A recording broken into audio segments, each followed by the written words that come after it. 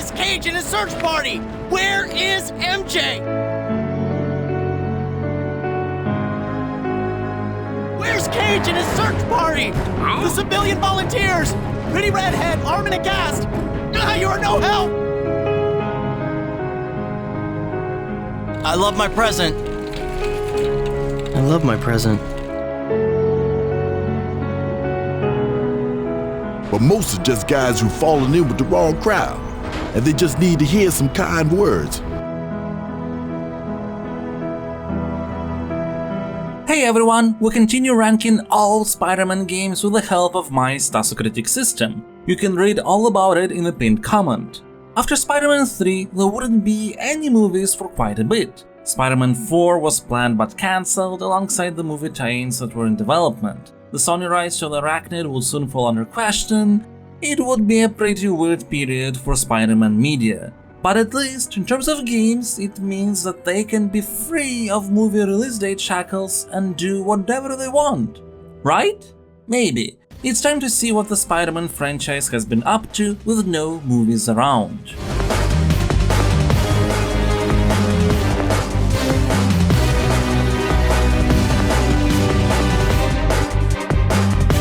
Developed by Next Level Games, Friend or Foe is a co-op beat-em-up that quite honestly feels like it was supposed to be another game that later on was changed to have a Spider-Man skin put on top of it.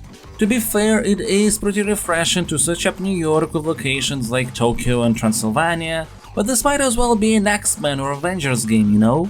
The franchise is sort of even limited in a way, considering that one of the characters always has to be Spider-Man, who gets 3 different web abilities he can switch at will, while all other sidekicks have only one set of attacks. Not exactly fair. That said, from a purely core gameplay standpoint, the mechanics are incredibly well done. Checking move lists might feel a bit disappointing because there is not much to them, but I don't think a beat-em-up must have a complex combo list. What Friend or Foe proposes instead is an incredibly fluid fight system where absolutely every button press flows so neatly one after another. It's simply satisfying to go from ground into air and then either bring enemies to you or smack them from above or use a special ability and whatnot. It's really easy to call such a system simplistic because it doesn't really take any effort from the part of the player to feel cool while doing various attack moves. But it's anything but. There is a lot of craft and hard work involved in making actions from 3 attack buttons change so well, without players encountering any sort of friction. You can totally see why Nintendo eventually bought the studio. Why wouldn't you work with development teams that can make simple button presses feel good? And as you go through the campaign, the roster of sidekicks gets updated with various characters, mostly from Spidey's Rogue Gallery, who play very differently from one another, each serving a particular style. It should be noted that Silver Sable is available only on PC and Xbox 360, but otherwise there is no differences between the platforms other than control inputs. However, quite sadly, there is a catch. Well, 2. The first one is the enemy variety. There is only 4 basic types of opponents in the whole game. And yeah, Friend or Foe does try to not only change those opponents visually from location to location, but also add more gameplay parameters to them. As a simple example, the standard phantoms are melee only, but as you get to the island, they will start throwing objects at you. But at the end of the day, there is only so much that can be done with 4 archetypes. This flaw could be mitigated through level design. After all, it's not like different variations of the same archetype behave exactly the same. However, the missions actually do the opposite. They push this lack of variety into forefront, because the levels don't really know when to end. Yeah, there's some nice stuff, like a bit of exploration for collectibles and hidden doors, but these missions are essentially sets of combat arenas, and these arenas tend to send the same enemies over and over again.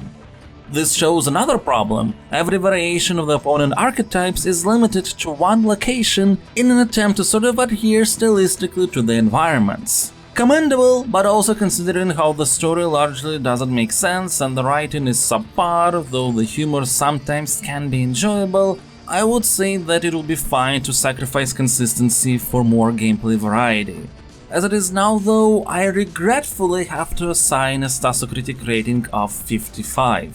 Friend or Foe has incredible beat-em-up mechanics at its core, but the game as a whole doesn't really leverage them. If you're going to play Friend or Foe with someone, it might still be fun, but otherwise the experience is a bit lackluster.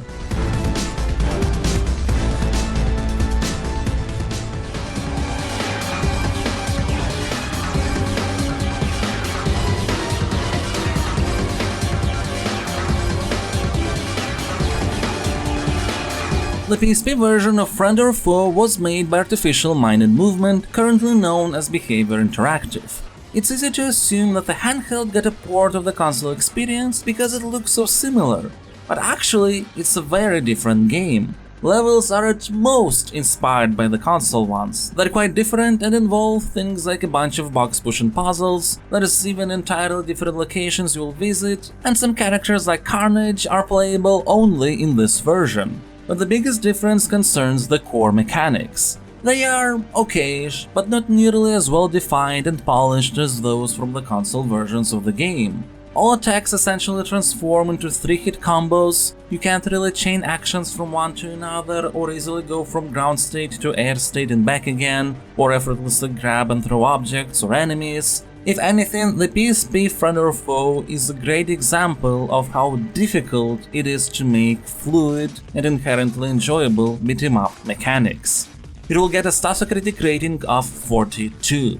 It's not a bad game, it's acceptable. The question is then, if acceptable is good enough for your personal enjoyment.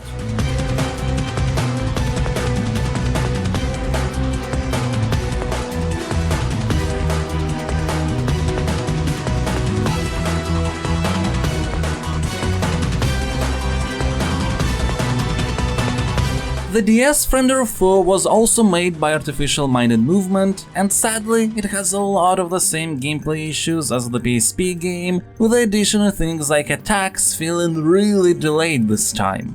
And also for some reason the interact action is assigned to the touchscreen, while the rest of the entire game, with the exception of the arbitrary DS touchscreen minigames of course, is controlled purely through buttons.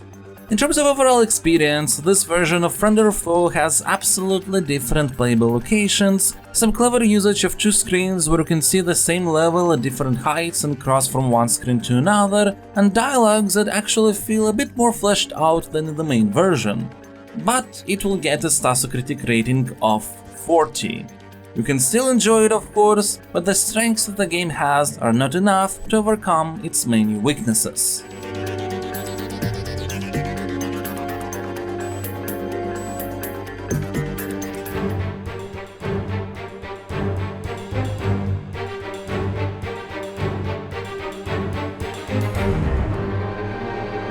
2008's Web of Shadows was the last console PC Spider-Man game I played until the 2018 PS4 release, so back in the day this marked the point when I stopped actively seeking out Spider-Man titles. I honestly don't remember if it's because of this game or something else, but I suppose it's worth noting that Web of Shadows wasn't exactly a critical success nor a commercial one.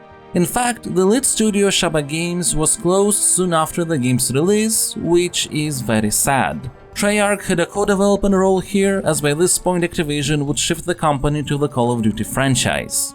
Looking at Web of Shadows now, through the lens of a game designer, I can definitely say that this is an often misunderstood title, and your enjoyment of it will greatly depend on what you're expecting of a Spider-Man game. It is unlike any other so far in terms of direction and structure. Well, except when it comes to arbitrarily appearing insta-failing QTEs, though they are far less annoying than in Spider-Man 3. Cat! Oh god! Regardless, it can be very easy to say that combat here is just about button mashing because most combos utilize only one button pressed at different rhythms. It can be very easy to say that side content in this game sucks because it's just about defeating dozens and hundreds of enemies or saving citizens or destroying certain hostile objects. It can be very easy to say that exploration here doesn't matter because there is nothing besides 2000 tokens lying around the city. But as far as I'm concerned, all this would be a misunderstanding of what the game is about. Web of Shadows is specifically built around the concept of escalation and practically non-stop action, with chaos all around you consistently increasing. Even if you take the web swinging mechanics, like in Spider-Man 3, they're not really physics-based at all, beyond the principle of webs attaching to an anchor point that's not even necessarily on a building. But unlike Spider-Man 3, this game actively focuses on that direction, with speed being a primary factor of your movement, alongside lack of any friction when it comes to building collisions and whatnot. That's why you can do tricks like sliding up walls. More than that, the collectibles that are all over the place are so easy to find and pick up on your way somewhere, increasing your speed the more you collect. You're not supposed to search for them, you snatch them quickly while going to the next event. And then you get into combat, where you can seamlessly switch between ground, air and wall fighting, changing your two suits, each having unique style and abilities, right in the middle of a combo, allowing for some really creative chains of actions. Fighting in Web of Shadows is not about complex combos or moves, it's about fast pace and your personal ingenuity. Everything here is done in such a way so you wouldn't really stop moving. Everything except the web strike. As cool as it can feel, the mechanic sort of lives in its own echo chamber, and it's actually very difficult to switch from a web strike to something else. Not to mention that it often is an overpowered move that can deal with pretty much any opponent, even bosses. Yeah, bosses try to counter more often than others, but it costs nothing to cancel and try again until they don't, if you don't want to risk with the overcounter. Then all this is put in a structure where more and more stuff starts happening around the city. First, it's just gangs and their cars. The next thing you know, we got Kingpin's tech flyers and mechs. Then the symbiotes start raging around the city, and then all hell breaks loose with New York transforming into a war zone. What particularly enhances this feeling is the practically total destructibility of environments. Fights can drastically change your surroundings. And you never stop. All side missions are specifically implemented in such a way that it's something that can be done while flying towards the next goal. The game is quite good at pushing something new your way when things are about to get old. You're getting tired of fighting Kingpin's goons? Well, here's some rhino riding to wreak havoc through a prison. Start to feel like there is not enough symbiote enemy types? Not to worry, here's Electrolinks that teleport around. It's this constant escalation and fast pace that keeps the wheel turning and is key to enjoying Web of Shadows, especially considering that the game is particularly bad in everything that relates to the narrative and consistency department. Barely anything is properly set up or resolved, characters randomly appear and disappear throughout the story, the writing at its best is quite cringy, but usually it's just bad. Felicia, you in there? Here, kitty. I'm right here, you idiot. So, are you okay? I'm not sure what's going on. Look, I'm a screw-up, okay? You think? You do a heist for Kingpin, try to kill me. I was working from the inside. I got in over my head and I couldn't get out of it, and then you show up way too early and I get this huge rush from seeing you. You attacked me! And what do you mean I showed up early? I was doing it for you, so you would see that we were made for each other. Ooh. I'm sorry. I had no idea you still felt like that. Really? Well, guess what? I do. I still love you. And Spider-Man's voice acting is... Now where is Cage and his search party? Where is MJ? Where's Cage and his search party? The civilian volunteers! Pretty redhead, arm and aghast! You are no help! I love my present. I love my present. Well, it's bearable when making evil choices, I guess. You're right. I could use a little more fun in my life. Yeah? Yeah. I promise you this whole city is yours. Really? Yep. And I know just who to take it from. Big guy wearing a cravat. That's right. The moral choice system is extremely rudimentary and often doesn't make sense. Even gameplay-wise, you're getting black points for throwing empty cars at enemies in symbiote form, but you don't get black points for destroying cars as Red Suit Spider-Man if you maybe want to, let's say, force a situation when some citizens have to be saved. That's a legitimate way to complete that kind of side mission, by the way. In general, Spider-Man's behavior is just uncharacteristic. Not as part of any moral choice, he just throws people off buildings like it's nobody's business because they're infected and attacked him. Spider-Man would never literally throw somebody's life away like that. And while the game looks great during gameplay, as soon as it focuses up close on anyone, really, it gets super weird. All this puts Web of Shadows in a sort of precarious position. The game, due to some specific but far-reaching flaws like Web Strike breaking not only the balance but the sense of flow as well, with not many other alternatives to shorten the distance besides symbiote form tendrils, or having to constantly reapply target locks after an enemy was defeated, doesn't reach the exact amount of polish required to fulfill 100% the promise of the overall direction. Even with Web of Shadows throwing new stuff at a good pace, things can still get a bit repetitive because of that. Good contextualization and characterization would allow the game to balance these flaws out and still elevate the overall experience up to the needed level, but that doesn't quite happen. So in the end, the enjoyment of this game depends entirely on how many of its flaws you're ready to put up with. I will assign a Stasucritic rating of 65. I personally enjoyed Web of Shadows quite a bit. There's some undeniable addicting charm to its gameplay loop. But oh boy, does the story just ruin everything.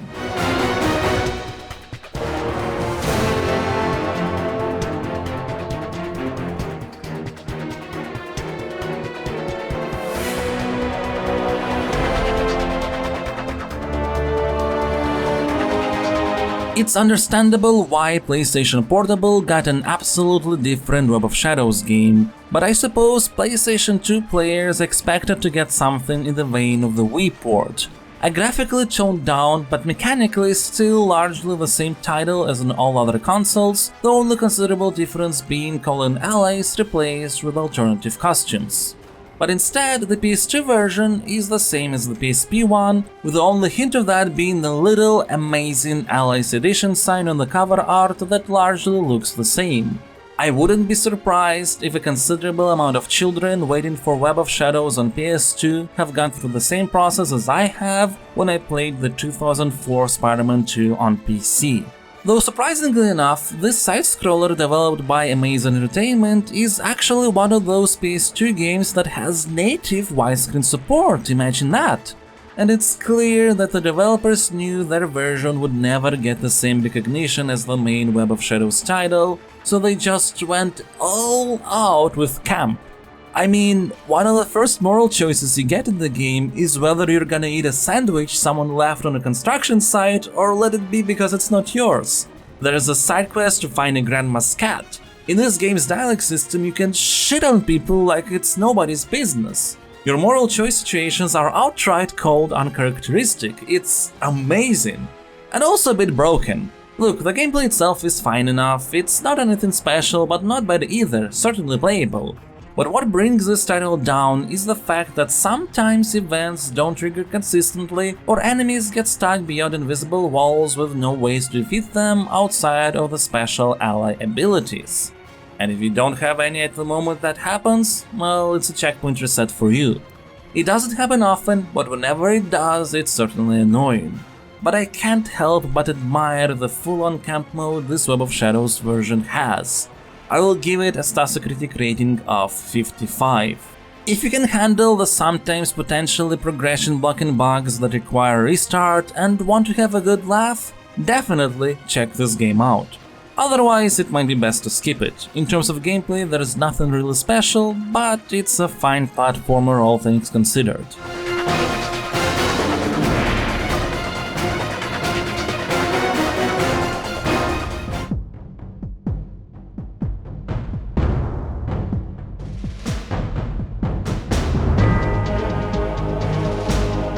The DS version of Web of Shadows was developed by Kryptonite Games, And if there's one thing I always admired the studio for, then it's for trying to tackle the licensed titles they're tasked to make in unique, interesting ways.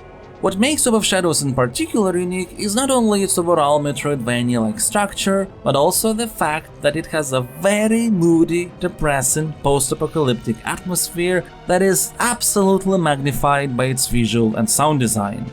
The core of the movement and combat systems is fantastic. It's so fluid and feels incredibly satisfying to do various combo chains, and many of your moves can be used in creative ways. For example, web zipping not only allows you to quickly latch onto a certain surface, but also if you web zip towards enemies on the ground, then you will smash them. So you can get really creative with your fighting style. There are, however, some considerable issues with the gameplay. First, you can't switch between the red and black suit at will like in other Web of Shadows titles, but you can't do it at any time. Plus the animation is quite long, as a result it's practically impossible to chain combos from different suit moves. So it's better to focus your experience points only on one of the two suits and use the other one just when needed to get past level obstacles. The second big problem is the amount of enemies the game can send at you, with barely visible attack windups that make it difficult to understand when you need to dodge. They have quite a lot of health and sometimes can perform very cheap attacks. It doesn't help that you won't be able to find any damage upgrades in the first quarter of the game, so fighting can get really stressful with symbiotes constantly spawning around. And you must fight, as otherwise you won't get enough experience points to purchase new moves in save zones, which will make future combat scenarios only more difficult. It also feels like having at least one touchscreen minigame was a mandate or something for the DS developers, because Web of Shadows is thankfully devoid of arbitrary minigames, except when you have to revive yourself and try to collect as many red health orbs as possible. I have to wonder if the quite cheap difficulty was an attempt to prolong the game's lifespan, as it is pretty short. Still, I would prefer short but exciting games over those where length is achieved through being grindy and annoying. Then we have some things that feel arbitrary from an overall experience standpoint. For example, at first Spider-Man can't pick up large objects, but then after defeating a particular boss that's a sort of generic symbiote, he suddenly can. Why? How? Doesn't really matter, I suppose. And it's a shame that Web of Shadows features these quite big annoyances, because the combat system is absolutely fantastic. You can jump off enemies mid-air to reel them in after or swing kick the other group around. There's so many possibilities and so much satisfaction to gain from it that it's really sad this happens in environments where the game just throws barrages of random enemies at you, many having a possibility to perform attacks from which you can't really properly defend yourself. I will assign a Stasocritic rating of 60. Web of Shadows for DS is a nice game, and it can be really worth powering through it just because of the core gameplay, but the contextualization of structure, balance, and lack of double suit combo potential can also become pretty aggravating.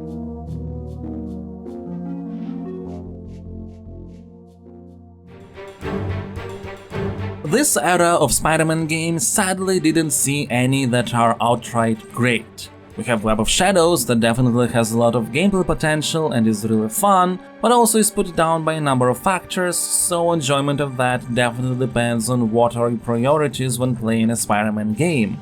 The DS Web of Shadows also has a lot of potential, but again, enjoyment of that one really depends on what flaws you're willing to look past.